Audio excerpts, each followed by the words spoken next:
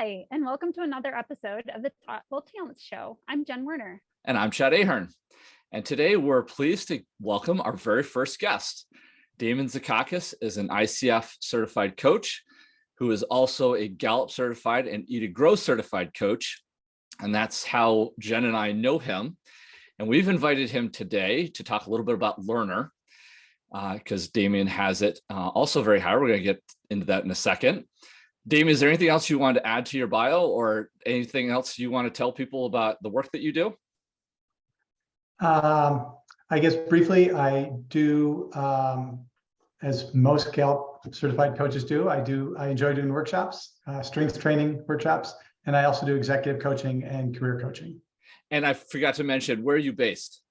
And I'm based in Holland, Michigan. Wonderful. On the west side of the state, the Michigan mitten. Over here. Over there. So I'm the Vermonter with two Michiganders on our show today. So this will be fun. Jen, do you want to start us off by reading the formal description about what Gallup defines the Learner talent theme, what the definition is around that? Yeah, absolutely. And I'm going to read it verbatim so that I don't mess it up. It says, people exceptionally talented in the learner theme have a great desire to learn and want to continuously improve. The process of learning rather than the outcome excites them. Now, learner is really low for me. It's not in my top 5 or 10 even. It is at 27. So I'm so glad to have you both here. Chad, I understand it's your number 1. Yes. Damian, I understand it's your number 2, right? So yeah. I have 2 very versed men in learner here to share their insights on what this talent theme means to them. So gentlemen, without getting too wordy for me, I want to talk about how this learner theme shows up for you in your daily life, at work and such. So Chad, because this is your number 1, do you want to kick us off? Sure. So for me, I think that at a core level, learner for me is all about curiosity. It really comes down to asking a lot of questions. Even in high school, I was nicknamed by one of my teachers as the why kid. I was always sort of going that next step, learning, the reason behind the reason, and sometimes even the reason behind that reason, and just wanting to keep digging. So I think it really comes down to a sense of curiosity. It also kind of comes from a place of wanting to understand or challenge the existing notion or the existing thought process. So there's a curiosity around that. I think one of the unique parts that, at least that I have found with my learner, is that there's very much a near-term applicability. So I'm usually asking questions or investigating something that is super tangible in the moment.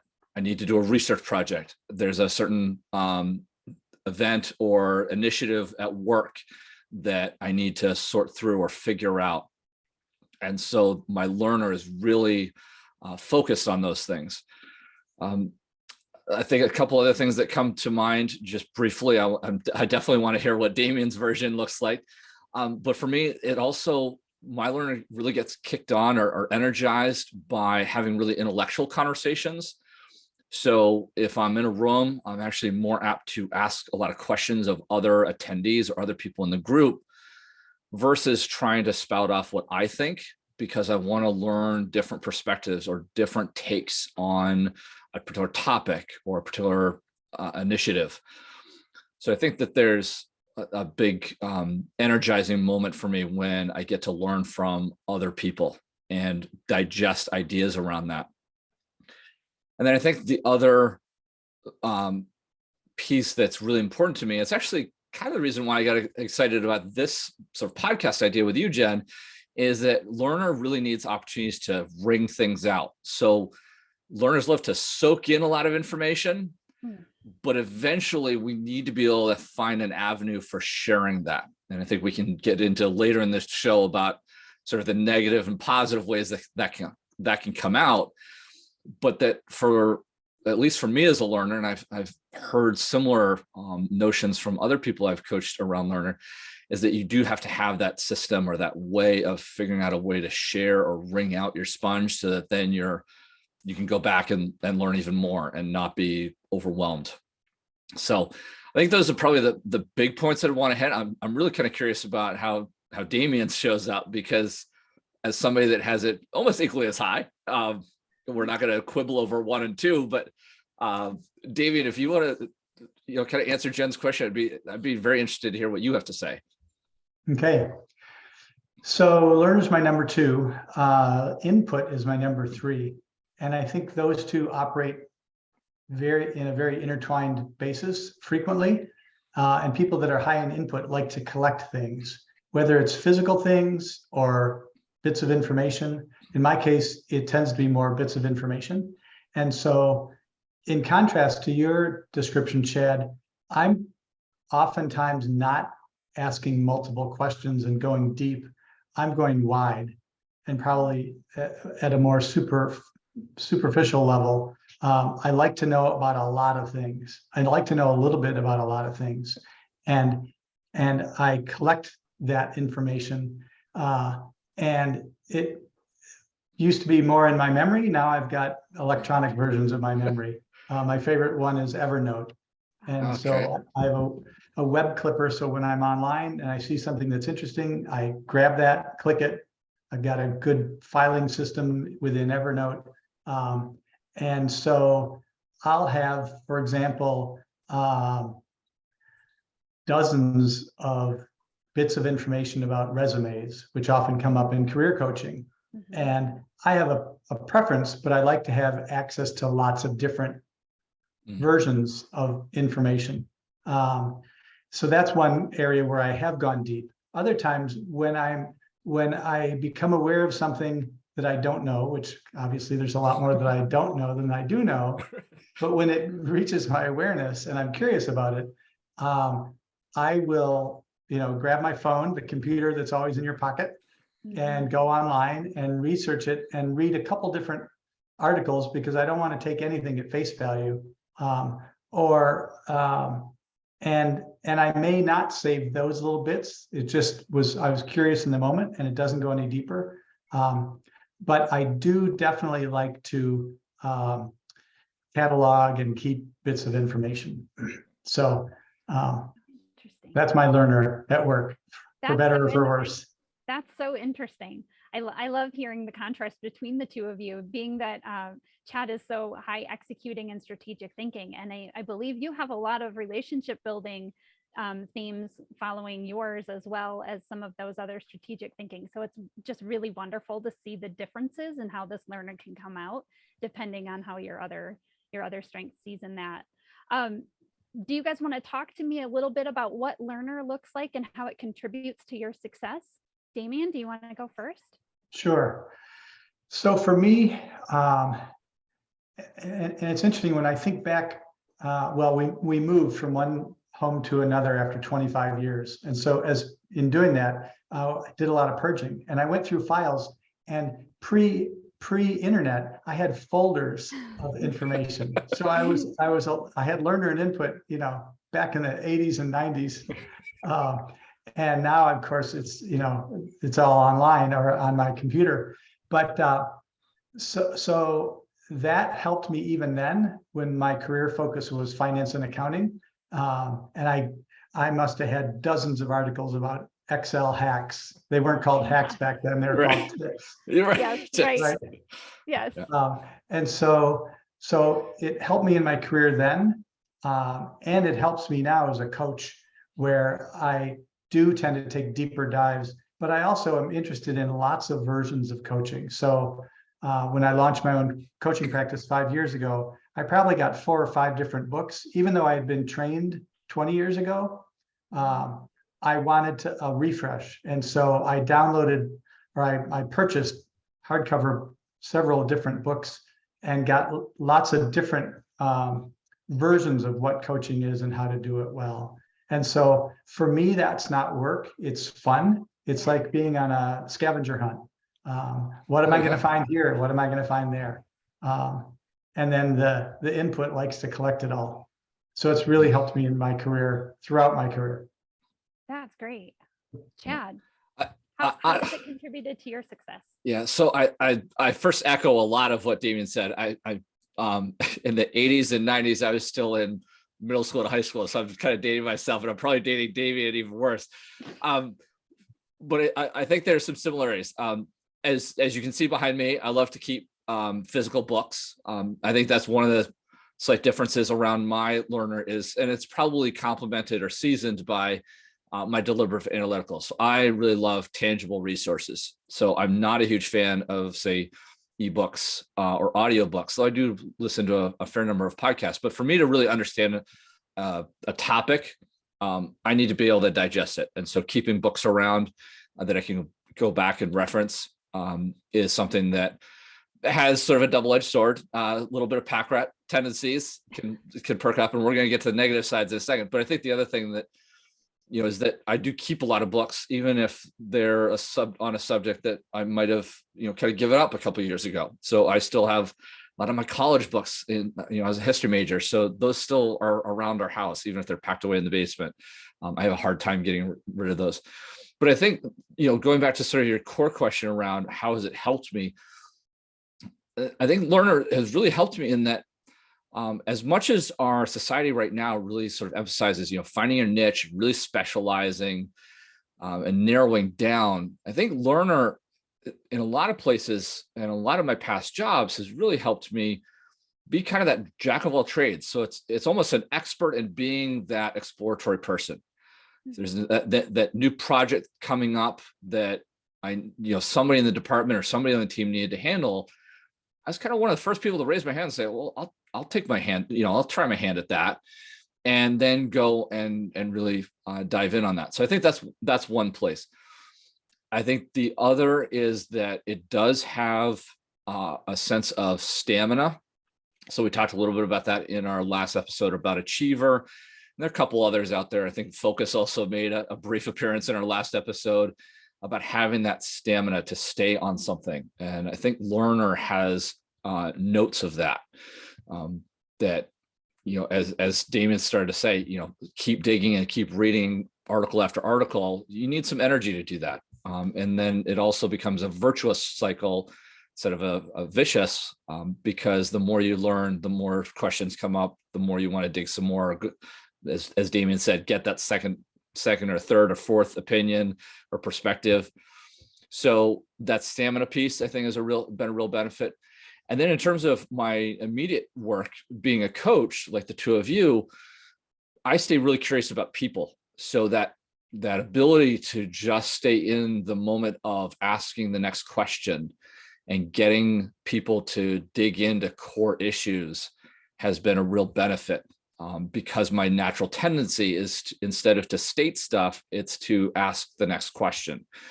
And so I would say that that's been a real benefit to me. And I'm just looking at a couple of my other notes.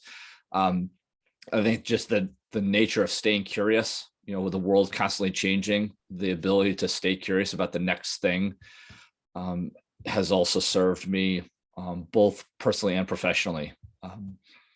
So that's probably where I would leave it. A little bit. Yeah, that's great.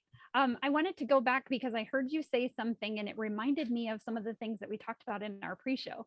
So I want to just touch briefly Sure. on this. Like we talked about books in our pre-show, and you both had some interesting things to say about books. And I'm going to start with Damian because he said something that we were both very surprised about how he gathers information and his book sources. Damian, do you want to share with us and our audience? Sure.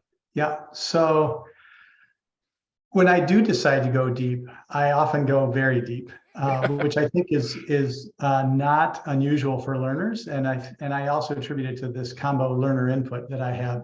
And so there have been a number of occasions in my life where I go into a particular topic. And the one I mentioned yesterday was a book called Crucial Conversations, and kind of a philosophy or a approach to improving how we humans all communicate with each other. And when I was first exposed to that in a workshop, it really resonated with me. And as part of the workshop, we got a hardcover book.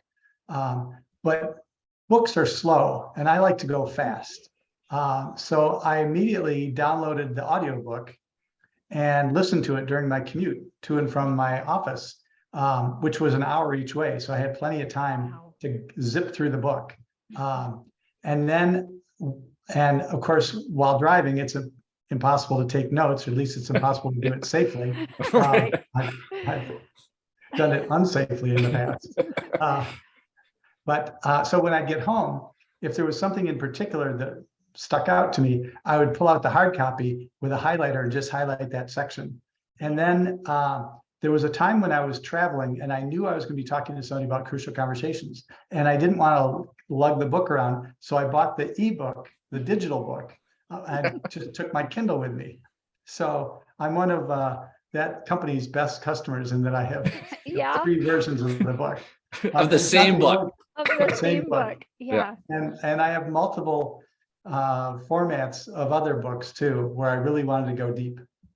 Yeah, I found that so interesting. Yes, when we talked about that before, about that difference between when you keep things surface and when you go deep, as opposed to Chad. And I think that's where I was kind of going with how different your learners show up for the two of you.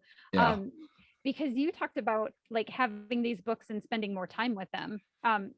Dig into that a little bit. Yeah. So this is a place where, Damian and I, as much as we share in common around learner, definitely differ, because I mentioned audiobooks. I really don't go for the audiobooks. I really need something tangible that I can hold and read and maybe then think about and then come back, or definitely the highlighting I definitely appreciate about Damian. That's something we do in common.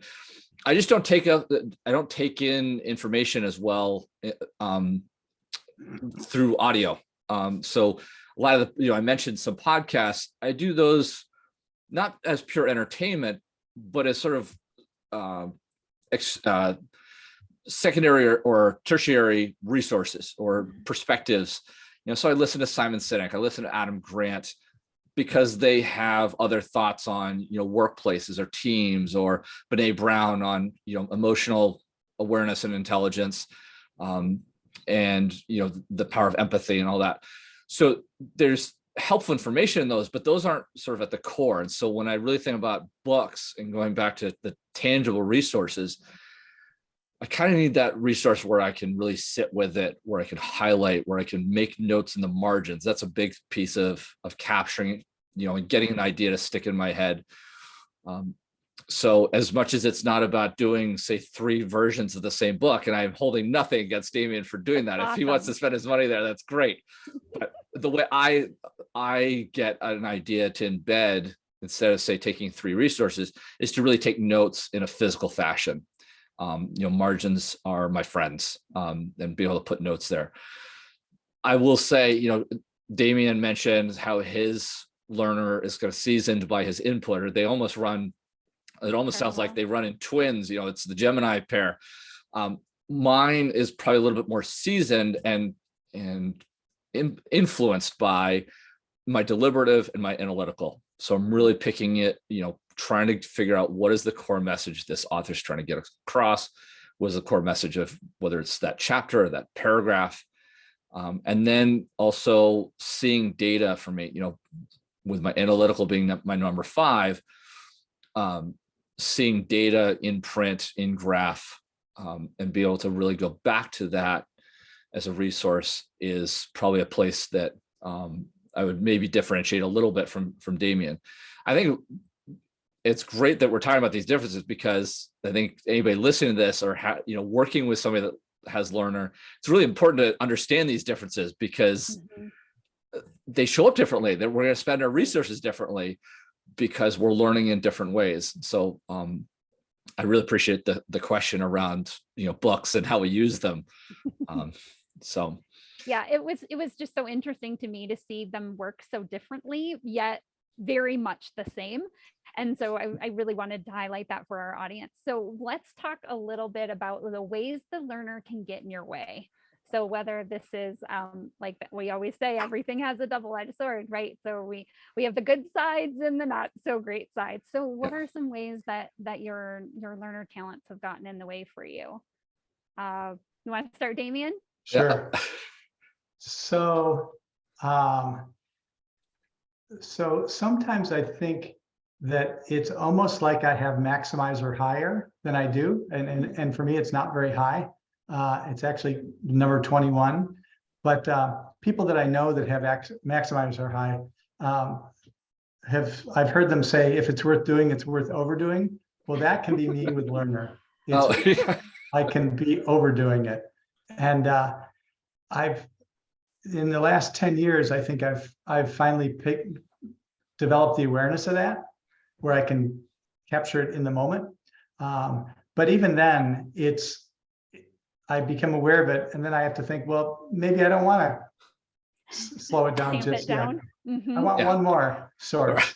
And so I've seen it show up in terms of overuse, both at work and at home. At work, when launching a new initiative with my team, when I worked at the university in the career office, I would want to dig in and get lots of information before we would launch something. Sometimes, and on more than one occasion, my peers would sort of call me out, or my direct reports actually, and say, I think we have enough information. Like, we need to get this going if we're going to get this done by the end of the semester, kind of a thing. And at home, it's in my mind, it's a little more comical, maybe not in my wife's mind, but an example I always reference is when we decided that we needed a new dishwasher. I wanted to research it forever. And finally she said, it's been like 3 weeks. It's not working. We need to do something. And I said, all right, well, I've ruled out 4, but there's 3 that I'm still considering. So I need like another day.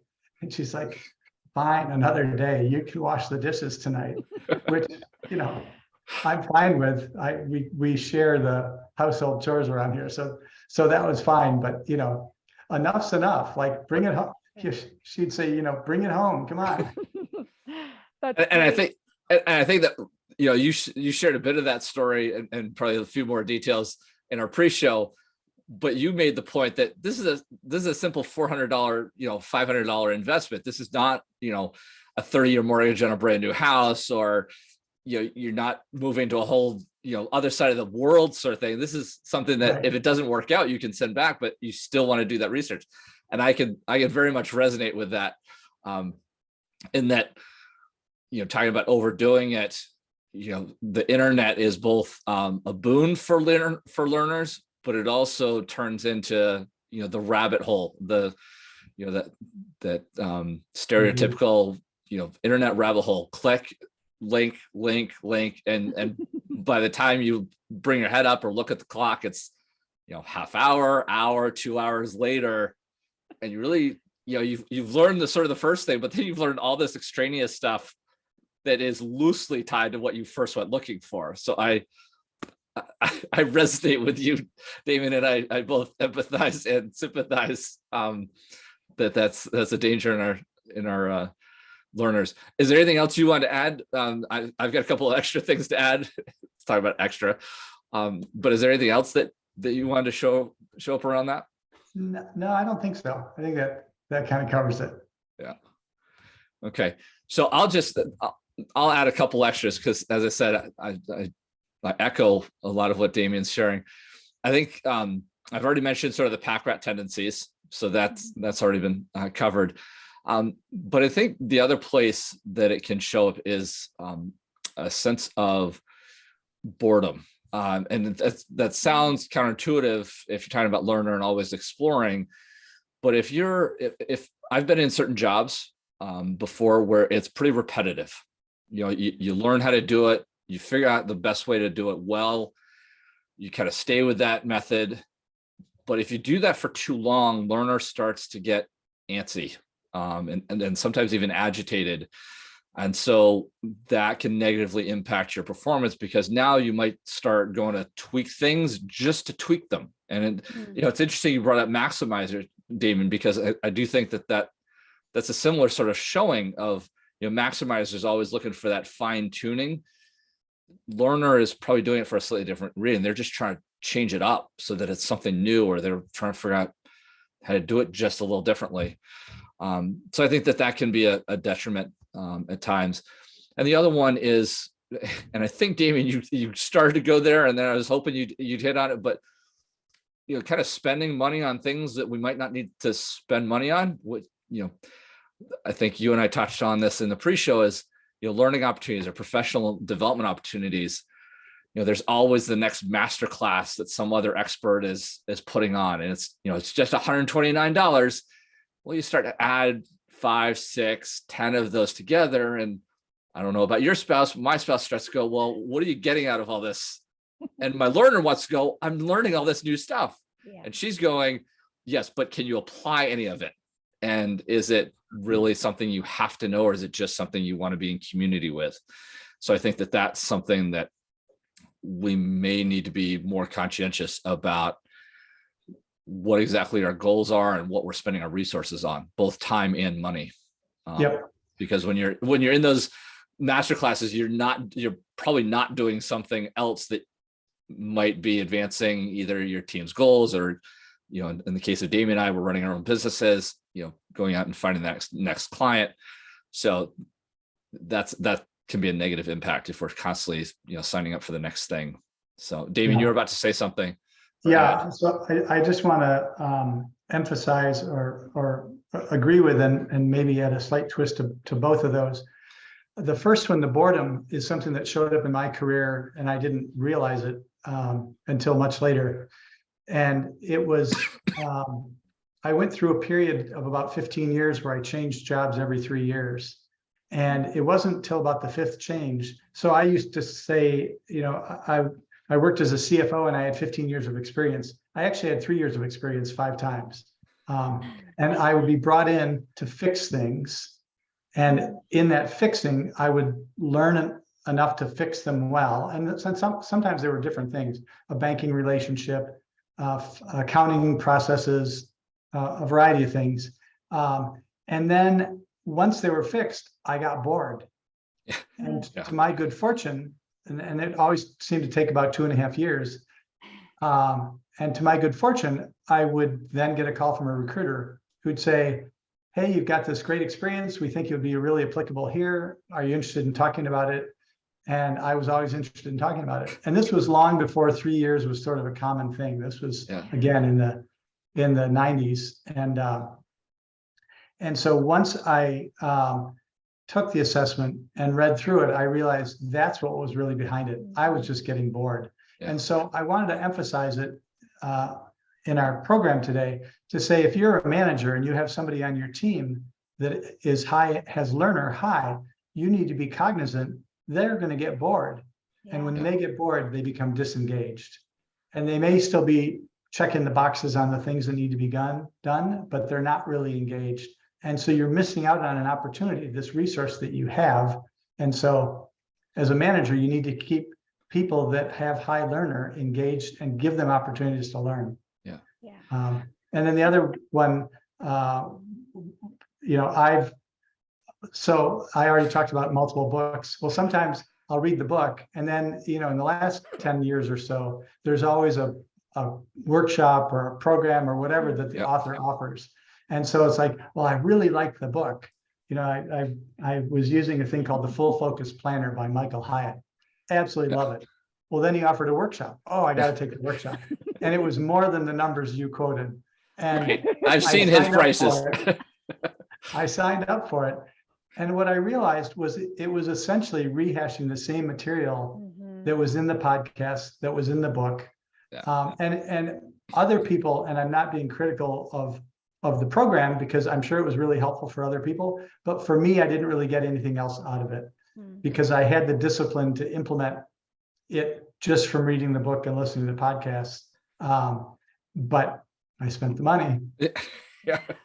Oh, that learner is so strong. Oh, Hear it through both. It's like gravitational pull. Oh, yes. yes. Time to get away from it. Well, I mean, this is what we're talking about, the double-edged sword, finding that balance, another analogy that I know both of you will associate with, because we're both sort of Northern hemisphere, especially Northern states, the thermostat, you can always turn it down too low and learn nothing. But if you turn it up too high, you're spending all this money, you're burning through the money, and the spouses are getting annoyed.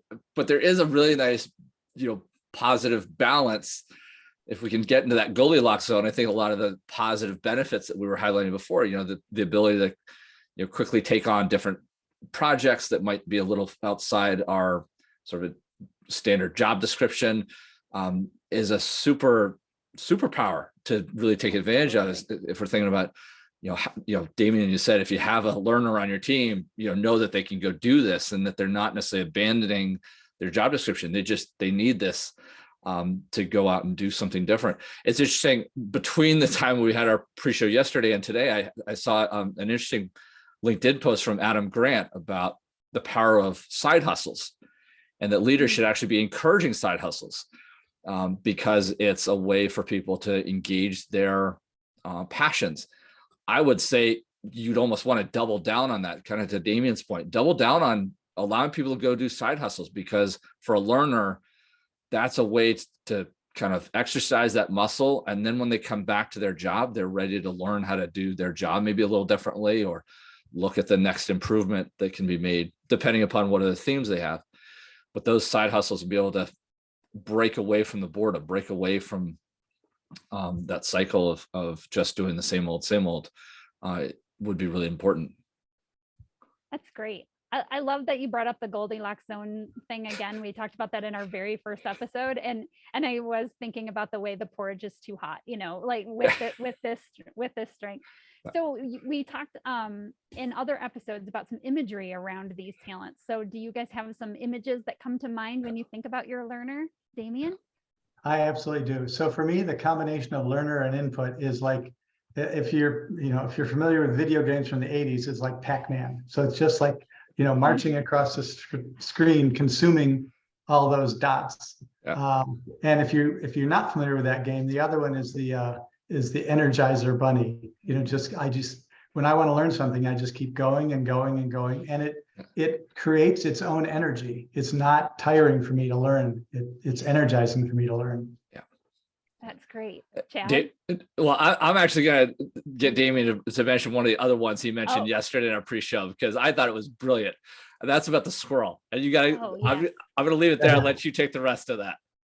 Yeah. So it's sort of like a squirrel that sets out to, collect nuts for the winter. We live in Michigan, and the squirrels are out digging up nuts everywhere and taking them back to their den and storing them. Well, this squirrel just keeps collecting more and more and more, and they're overflowing out of the den, and I don't need any more. I can't consume all these before the end of the winter, but every time I see a nut, I got to pick it up. So there's your learner and input again. But I think just the action of, what really struck me about that image, Damian, and what I really resonate with as a fellow learner, is the going out and getting the nuts, not so much storing them, because for me, it's often about finding the nut, eating the nut. But it's that activity of scurrying around, seemingly from the outside, you're kind of bouncing from one thing to another. But for the squirrel, there is somewhat of a pattern. Like you're actively looking for the next nut, whether it's, acorns or walnuts or, beech or whatever else. It's just find the variation in what you go out and out for, and that you're going out from the den to find something new. And so that's what appealed to me about your analogy. I think that imagery is great. I will add two others. One I've already mentioned is the sponge, and actually the internet rabbit holes. I think the other one is a library. And I know that conjures images also of input of having a larger and larger collection. But I think the idea for me around libraries is, with mine, it's a place to go. It's a resource. And so the activity of going to the library, it's not so much the library building itself, it's the activity of walking into it and then going and finding the piece of information you need, using the electronic card catalog and finding the book or section that you need to go to, and then hitting numbers of books on that shelf is a really powerful image. So probably not as powerful as the squirrel, though. I love that one. I do too. So we talked a little bit now about how this shows up for you, the way these learner talents have been a success for you, and other ways that they've brought you down. But let's talk now about some learner talents you might have seen in others you've coached, or maybe other people that who have learner high. Yeah. Damian, you had a really great story about someone that you worked with in the past. Do you want to talk a little bit about that story and maybe some others? You bet. So I'm actually still working with the person that I mentioned yesterday, and he's a manager. And as I was reflecting on, I remembered that he had learner high in his dominant strengths. And I was thinking about, I wonder what else he's got there, because one of the stories he told me as we began working together was how he develops strong relationships with his people. And one of the ways that he does that, his team, is by learning a lot about them, both their backgrounds and skills and abilities at work, but also about their personal lives. And as it turns out, he's got Relator in his top 5, as do I. Relator is my number 1. And I had the chance, as part of this coaching engagement, to do a 360 assessment, but do it via interviews. So I interviewed 4 of his direct reports and peers and his manager. And many of the people, all of his direct reports and some of the other people, referenced the fact that he really takes the time to get to know them and in a lot of detail. And so that has led to these people being very loyal to him, feeling that they're well understood, and feeling a real bond and connection with him, and being engaged in work because of him. So what a great way to use your learner to learn about other people, learn about your team, learn about your coworkers, to really bring that trust that we talked about that the followers need. So that's a great example. Yeah, and wonderful to see that the theme dynamics, how 2 themes work together and come out in a different way. So yeah, that's great. And the other one that I thought about as I was thinking about this question was another client that has learner high and also has developer high. And so her focus is also on her people, in addition to, well, she's a sales leader. So her focus really is on her people. And it's a great combination of strengths to have in her top 5, because again, she gets to know them very well. But it's knowing them from the perspective, or wanting to know them from the perspective of developing them to be better at what they do. She brought me in to do strengths training with her team. And then she got promoted and brought me in again with her new team. And for her, and she said this to me, is she can get to know them by asking them questions, but the results of the strengths assessment allows her to get to know them in a way that is not necessarily visible. It's these patterns of thought, feeling, and behavior that that there are clues to those, but now she's got language around those, and she can talk to them about, how is your responsibility showing up with this client interaction. And so her learner has fueled her interest in strengths. She's taken a real deep dive in it, and she's applying that to developing her people. So again, great combination of themes and great manager. That's so great to hear someone doing that too. And the way I always explain how strengths works, and once you know what you know, it's like you can't unknow what you've learned once you learn about strengths. And it's like, I would use it in my workshops. We talk about noticing what you see when you're looking at strengths. Like, what we focus on is what we work on. So if we're always focusing on those negatives, then that's all we're going to see. But when we focus on those positives, those things that come naturally to us, and able to apply that to our teams, our direct reports, I think that's an amazing job that she's doing, using her developer and her learner in order to do that for her team. That's great. Yeah. Chad, do you have some you've coached before that you have some different opportunities with them? Yeah, so it's actually interesting. I was just reflecting on what Damian was saying about the opportunity for his leader to use their developer and learner combination to develop other people. One of my earliest coaching opportunities was with a woman. She happened to have learner pretty high, and then also input and intellection. So a little closer to maybe Damian's working out of learner.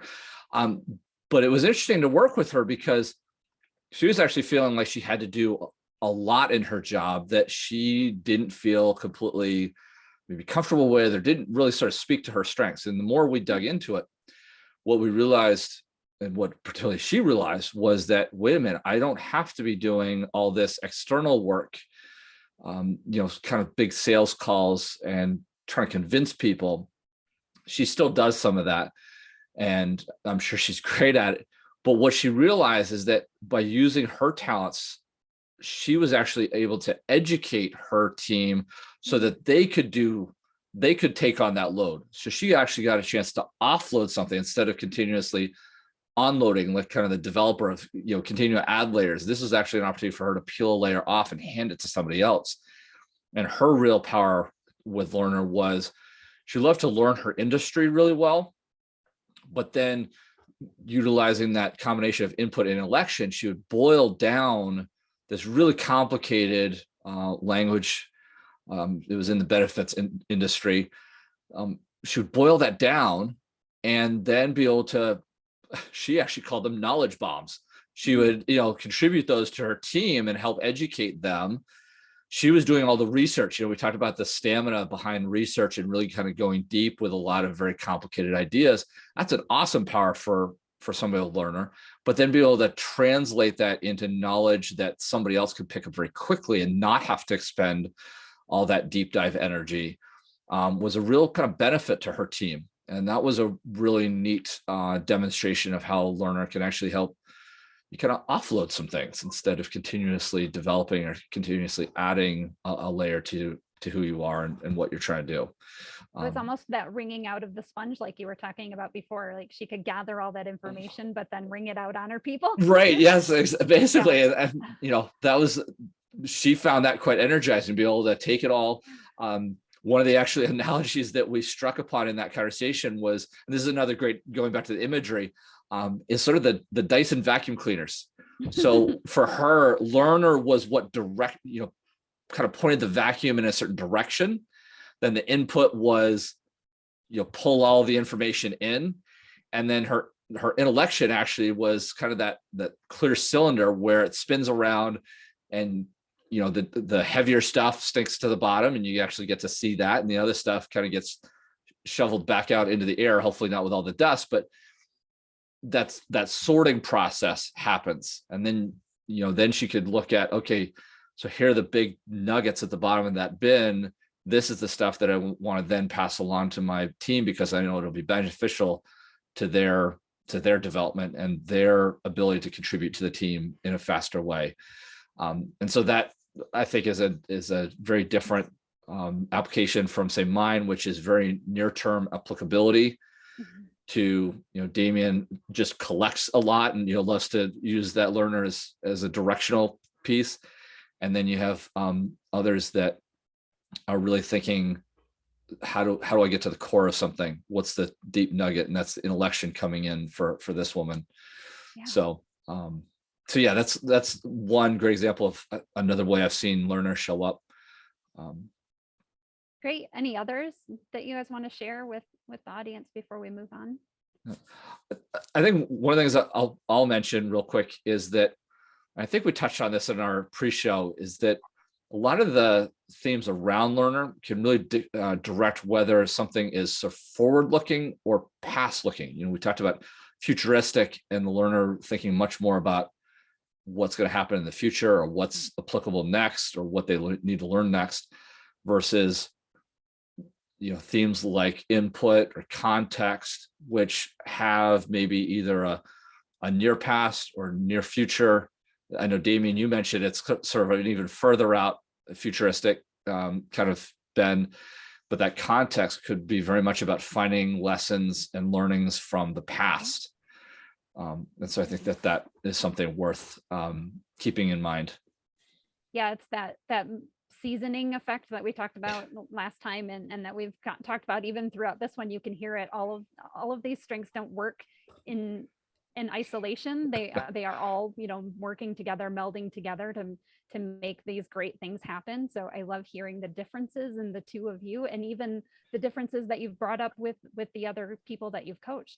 It shows how just really amazing this learner strength is. Yeah, thanks for sharing those things. I'm going to move on to how this learner talent, how these learner talents can contribute to a team or a team leader. So do you guys want to share some nuggets about ways you believe that this will be helpful and contribute to the team? I'm going to put this on Damian right at the bat. We've Yeah, gone in first. I'm interested. Yeah, so I think I have two thoughts on this. One relates to the leader of the team, and the other relates to team members. And so the leader of the team, I think it can contribute in that the leader can help keep moving the team forward by wanting to learn more about what they're doing, how they're doing it, new ways of doing it. At least from my experience at leading a team, I was always wanting to learn and thinking about what's next. Even though futuristic isn't that high for me, it's still this notion of excited to learn new things. And however, it's not always, I shared in the pre-show an example of a time when that wasn't great, but luckily the outcome was great. And that was a team I was working with was considering making a change to a core part of what we did. And they had pretty much decided they weren't going to make a change. What was in place was working. And I thought that we don't know what we don't know. So let's invest some time and learn more about it and not make a decision for at least another week or two. And this was in my career services days. And so we were meeting with students already. And so they wanted a decision at that meeting. And so somebody that whose strengths included command and I don't know what his other ones were, but maybe activator, I don't know. But anyway, he did not mince words. He just kind of called me out and said, I think that's the wrong decision for us to postpone making a decision. I think we have enough information right now. And I pushed back a little bit to the point that my direct report, that guy's boss, said, well, I think he actually has a good point. We've all been in touch with employers. We've been in touch with other resources that we have available to us, and we really don't need to make a change. We don't need to invest the time researching that now. But, and this was a great thing on her part, she said, but, I think it's great for you to invest some time learning some more about it, but let's march forward with what we think is the right decision. And if it turns out you learn something different, we'll talk about it again. And luckily, we had the relationship capital in place where that didn't bother me, particularly with the person that was my direct report. She was very smart and just a good head on her shoulders, and I respected her a lot and still do. And said, okay, fair enough. And then, as it turns out, the punchline to the story is I went ahead and did my little research, and it was absolutely the right decision. So I just would have slowed us down as the leader, and appreciated that they pushed back. The other thing I wanted to mention briefly is that as a manager, it can be really valuable to be familiar with what the strengths of your team are. And if you have somebody on your team for whom learner is high in their top 5 or is in their top 5, then that's a resource to take advantage of as a leader. That when you are embarking on something, because chances are they're going to enjoy the prospect of learning more about it, researching it, and it is something that somebody else doesn't have to do. Even if they don't necessarily have the domain expertise to begin with, they like learning. So give them the opportunity to do something that they like that will actually benefit the team. And I've experienced doing that. That was great. Those are great examples, because I like that you brought up a time where actually your learner might have been a little offended. You're like, no, I want to research, I want to do this learning, but you had the ability, your team had the ability and openness to say okay, if that's important to you, go ahead and do the research, but we need to move on with what we already know. So it was a great way to bring those two things together, because like you guys both had shared with me, you know, that learner can get a little out of control and want to keep learning, and that there is a time, like we talked about in the deliberative podcast that we did, there is a consideration time that we need to say, like, okay, this time is over, we need to make a decision. So I think learner very, very much follows that one. And I just want to say how much I love the thought that you're saying, like, even if your person doesn't have a job that's specifically about something, but they have learner high, that if you need to know something about a new topic, a new process you're going to do, that this person might really love it and be energized by finding the information for others. Because it might be your space of expertise, but you have absolutely no desire to learn new things about it. You just want to do, you know, status quo, what we always do. Having that other learner on your team is definitely helpful. Yeah. Great things. Chad. So before I get to my comments, I want to echo two things that I just, two, maybe even three things that I heard that I think are really critical for team leaders. You know, if they are leading somebody with learner, that environment of trust is critical, because if a learner comes to you with something that may seem brand newish or that is not the status quo, there needs to be a level of trust there about, hey, they probably have dug into this topic enough to be opening their mouth. And again, that's going to be flavored by some of the other talents around them. I know my deliberative and analytical really makes sure that I've got my ducks in a row and that I've really learned what I, you know, and sort of, that trust and verify.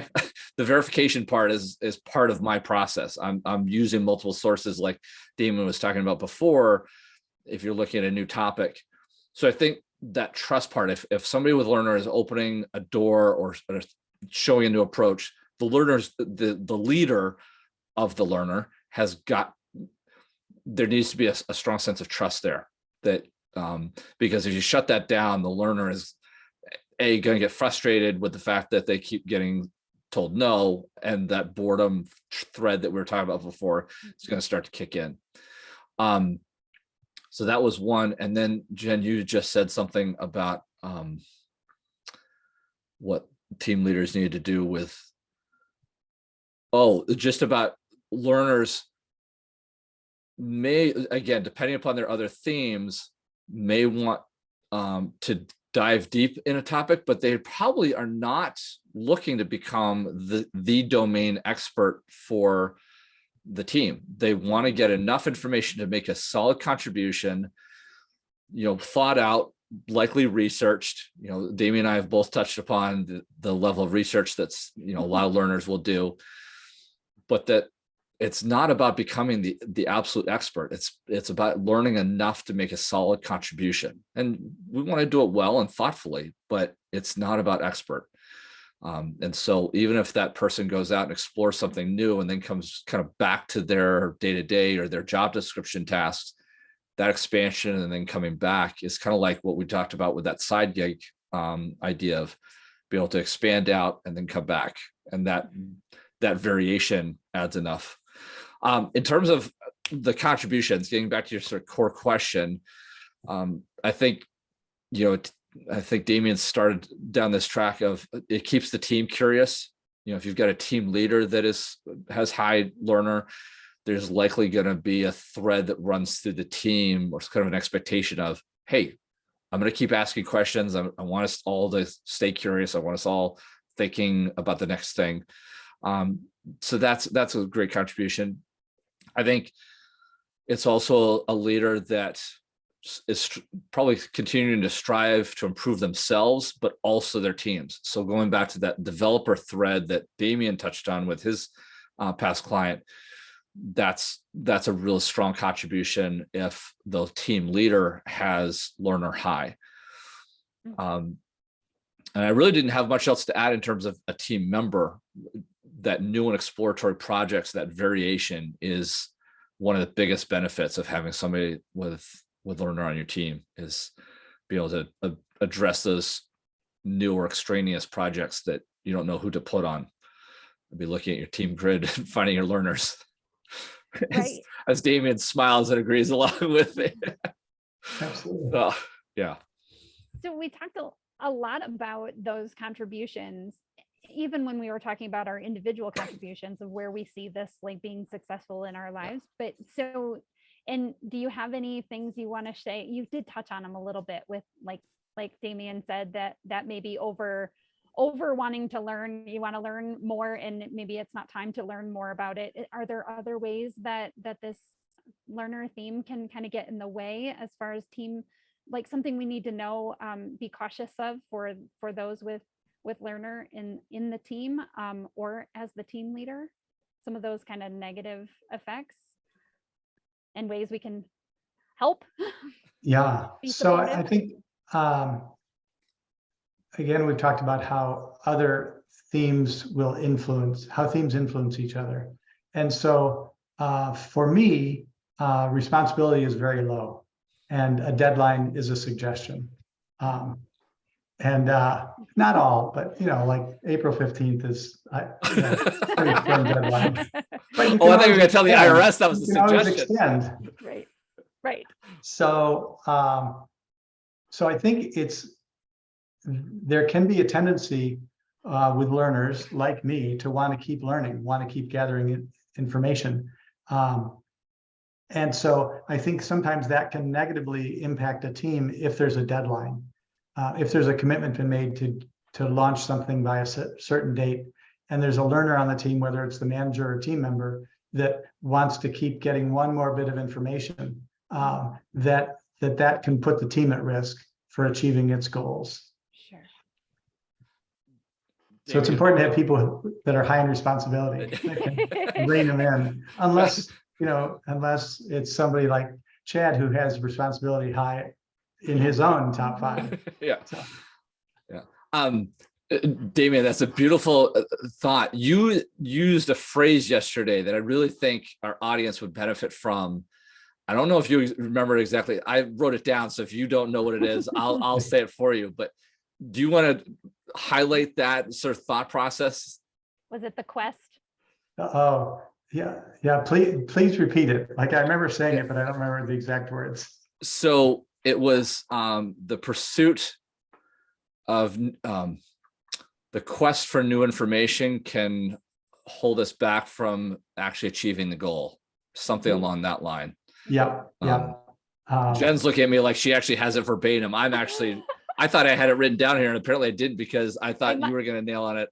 I might. The quest for more knowledge can negatively impact the timeline. Yeah. I said that. Yes, you did. Yeah, we'll give credit where credit's due, David. Yeah, it was definitely a Damian quote. I wrote it down with a little dash Damian after it even. And it really is, that word quest, I think, is really a great word, because it can be this, like I'm on this journey, like this quest. Yep. And I want to keep going, and I'm not there yet. And again, at home, my wife will say, it's time to land that plane, like, bring it home. Yeah. And I think it's really great because it speaks to those words, right, that we learned, that we heard right at the very beginning from Gallup. The process of learning rather than the outcome is what excites you. So having learner low, for me, like just hearing that, I'm like, oh my goodness, no, it needs to have like today's implications, similar to Chad's. Like it needs to be something I'm learning about so I can use it right now. I'm not gonna learn it if it's something I'm never gonna learn or need to know, or even just to share with someone else. It's not important to me. So seeing it both in you, I see the applicability of how this works so well in what you guys do. I love it. Yeah. Chad, did you have anything to add? So yeah, I think Damian hit the nail on the head with sort of the team member, the big point I was going to make. So I'm going to move on to my other one, which is, and this is sort of the negative side of, we've talked a lot about putting people on sort of those extra projects or those new projects. I think the negative comes in where if you don't have anything new to give to a learner, there could be a tendency, as they're looking to break their own boredom, that they could kind of start to swerve into other people's lanes. It's a rough analogy, and it's not probably my best one, but it's kind of like the drunk driver, banging into other people's cars. That's not positive. That, they're looking for something new to engage with. And if they're, kind of dropping into other people's offices, be like, so tell me what you're working on, because I want to learn something new. Well, that person's probably, on achiever, activated. They're trying to actually move on something. And here learner comes in and kind of drops themselves into the situation. That's not a positive use of learner. It's that swerving and banging into other people that I think is really problematic. So I think that's one that needs to be, a leader leading somebody with learner needs to be aware that if I don't give this person something new sometime soon, this can get out of hand. And you don't want to just give them projects to give them projects. It needs to be thoughtful. There needs to be some interest and likely a goal that's involved. But I think that's something to keep in mind. I think the other one is that if they are shown a solution, kind of like Damian was with his resume and his career services team, they then may end up asking more questions about the solution to either educate themselves or to understand, well, maybe is there something else? And so they're looking to sort of understand how the solution was developed instead of just accepting the solution and moving on. And so it's sort of an expansion on what Damian was saying. It's not so much about finding resources to verify. It's, well, tell me how you got there, and understanding that process part again. What was the process to get the solution? Instead of being like, okay, you got to a solution, done, moving on. I think that's another caution area that leaders should be aware of. I think when it comes to the team leader side, and again, I want to go back to Damian to see if he had anything extra to add. If you see learner in a team leader, I think there are two cautions. One is they could potentially be pushing people into professional development opportunities that those team members aren't interested in. Just because I love to go to a conference or engage in intellectual conversation doesn't mean somebody with high activator or somebody that has low relationship building themes is going to be all that thrilled about going to. They may want to keep their heads down, do their work, and not go to those sorts of activities. They're signing up for those master classes we were talking about before. If you push people into that, oh, you've got to develop, I'm going to sign you up for this, this, and this. That's a real quick way to disengage team members. So I think that's one. And then this, like the second one I wanted to point out is depending upon their version of learner. I was mentioning about looking into the past or looking into the future. I think if they have a lot of those sort of futuristic tendencies, even input, the way Damian's described it is, I'm collecting information for future application, learning for future application. If you've got people going that direction, then they may have a very hard time looking backward or taking thoughts or ideas in mind from their team members that have a reflective component to them. So I think that would be another place where a team leader could get their team sort of in some hot water. So Damian, did you have anything to add on the team leader side in terms of how this could negatively impact a team if the team leader has learner? No, nothing beyond what I mentioned earlier. All right. For some reason, I thought you'd had another idea, but apparently I was making things up in my head. So, yeah. So the one thing I didn't hear either of you talk about, but your last thing brought back to me was there was a sense of this question about whether or not you want to do research for research's sake, like you personally are just curious, as opposed to that wanting to get to the bottom of something because you need more information about it to make a decision. So we had talked a little bit about this in the pre-show about how sometimes, and in Damian's case, it was more about wanting to get the research and making sure that we're making the right decision after we collect all of the information. But sometimes, Chad, you had said that you might ask a lot of questions more out of curiosity. You just want to get some information, but sometimes that can look, if you're the leader and you're asking all these questions out of curiosity, just of your own curiosity, rather than trying to divert the team in one way or another, that can sometimes look wrong. Like maybe that it's that ask the question, right? Is that where you were going with that one? Yes, when we were talking about this yeah, before? in the pre-show. So going back, I'm actually going to piggyback on Damian's example. So his team had put forth a solution, I think it was a resume format that was the sort of core business need that you were starting to reference. So if I was, say, in that room, and put me even in Damian's shoes as the team leader, I could potentially ask questions purely out sort of a curiosity. I'm not necessarily looking for anybody to go do more research.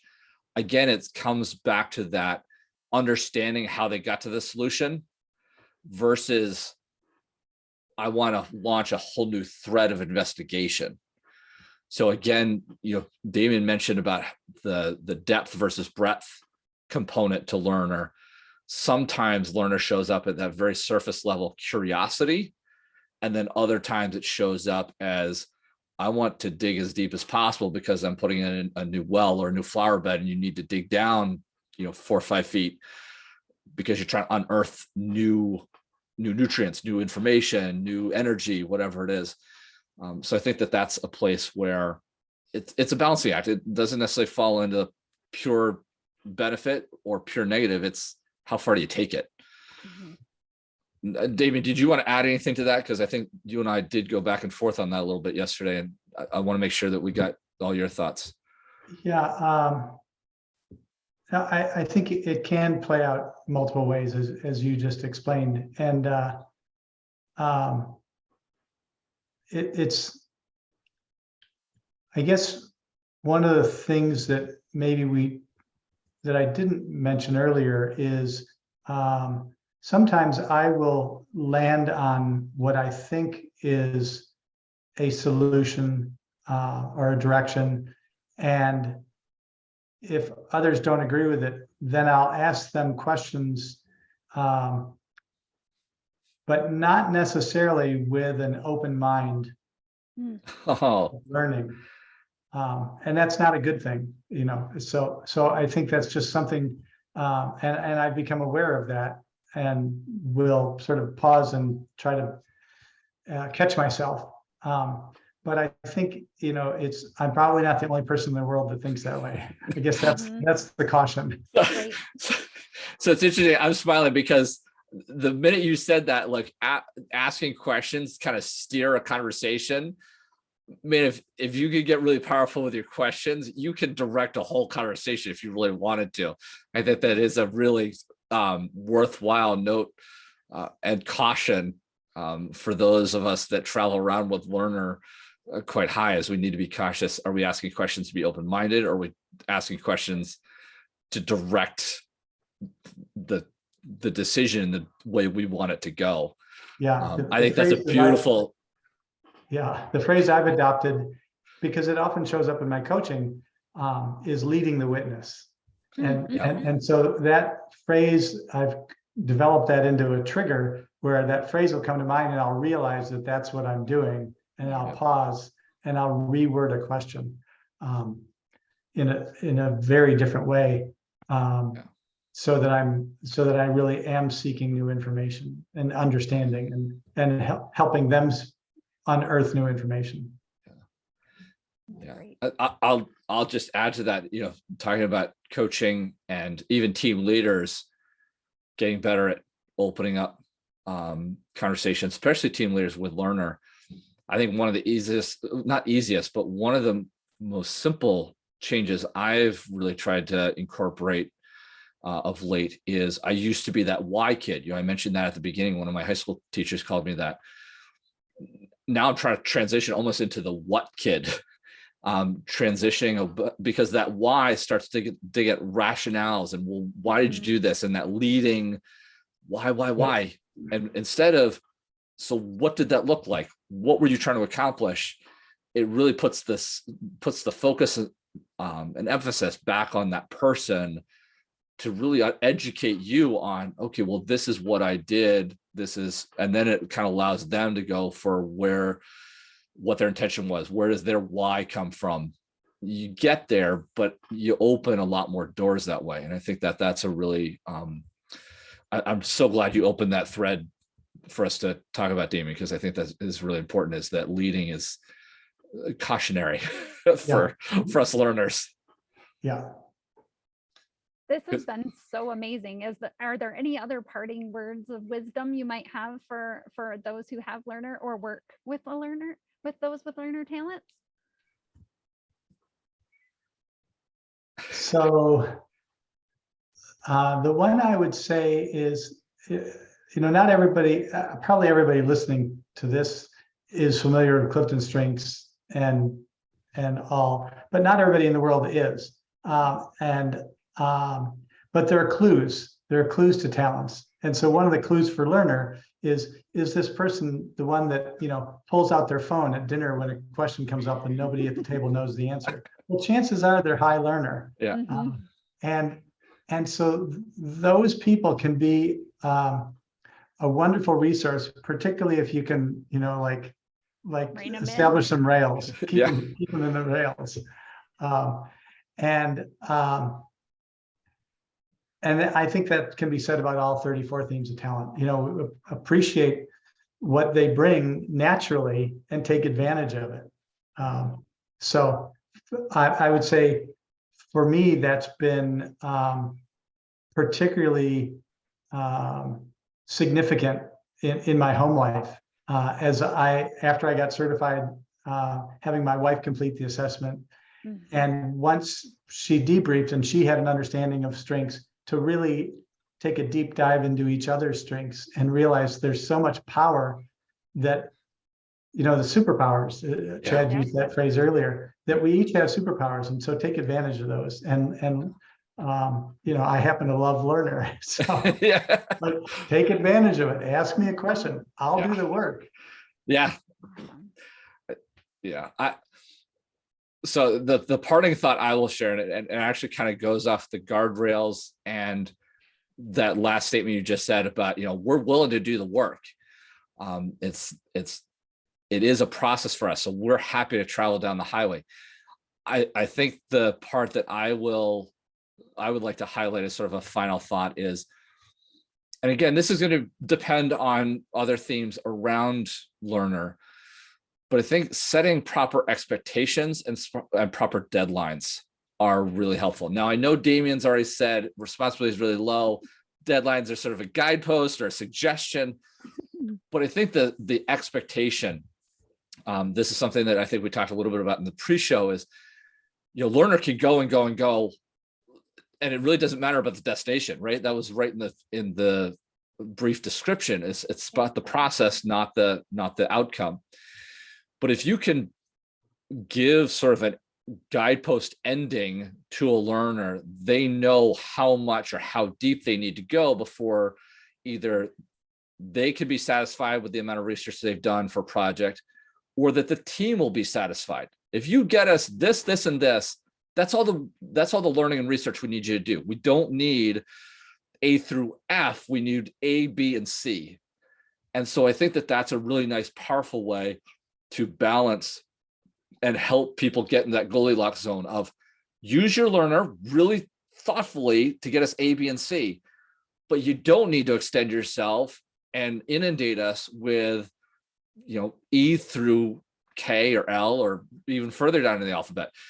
So I think that that's a really powerful way to help learners stay in their Goldilocks zone, is setting those right expectations at the front end. Because then it dictates how much we expend in our energy and how far we need to go, and then also not overburdening our peers with what we've learned. Yep. So Well, anyway, this has been amazing. Thank you, Damian, for joining us. We've had a great time talking about learner with you. Yeah. Been my pleasure. Yeah. So because Damian has been so awesome as our guest today, Damian, do you want to tell people where they can find you, work with you, website, links. We'll put links in the show notes, but if you want to say those out loud, especially for people that might be listening to this on a podcast as a learner, and might not be in a position to write down instantly, at least they'll hear it and know where to start to look for you. Where can people find you? Yep. So probably the easiest way, without having to learn how to spell my name, is my website, dgzcoaching.com. Okay. You can find me there. Excellent. So, all right. Well, if anybody has any questions, any of our listeners and watchers have any questions for any of us, as I said, we will put all of the links and contact information in our show notes. We're thrilled that everybody came out to listen to us today, and welcome Damian to our show. And with that, I think we're going to wrap up and wish you all a great day. Bye-bye. Bye, everybody. Thanks.